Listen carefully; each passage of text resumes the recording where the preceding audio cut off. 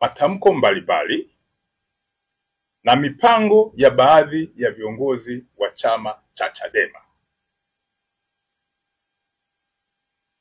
ambao chama hicho kimekuwa kikihamasisha watu kukusanyika tarehe 24 eneo la mahakama ya Kisutu, huku katika mipango yake kikilenga kufanya vurugu kwa lengo la kushinikiza mamlaka za kisheria kumwachia mmoja wa mtuhumiwa ambaye anafahamika kwa jina la Tundu Lissu, ambaye atapelekwa mahakamani siku hiyo.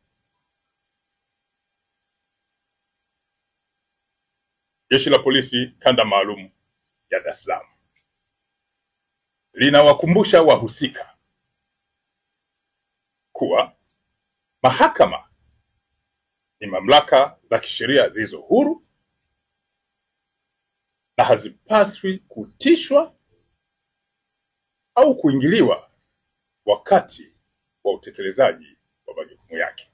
Narudia, Jeshi la Polisi Kanda Maalum ya Dar es Salaam linawakumbusha wahusika wanaohamasisha watu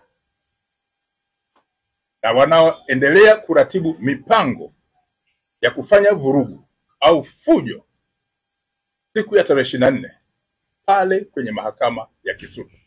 Jeshi linawakumbusha mahakama ni mamlaka za kisheria zilizo huru na ambazo hazipaswi kutishwa au kuingiliwa wakati wa utekelezaji wa majukumu yake.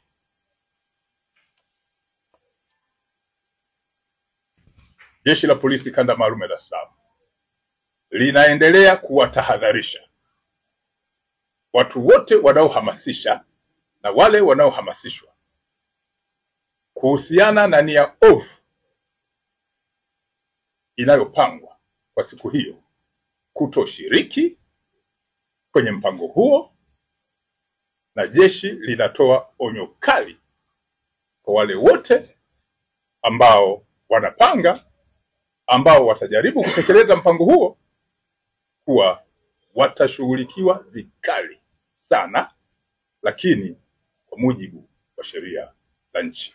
Narudia, jeshi linawatahadharisha na kuwaonya wale wote wanaopanga mipango ya kufanya vurugu au fujo kwenye eneo la mahakama. Jeshi halitasita kwa hatua kali za kisheria na kuwashughulikia vikali sana, lakini kwa mujibu wa sheria za nchi.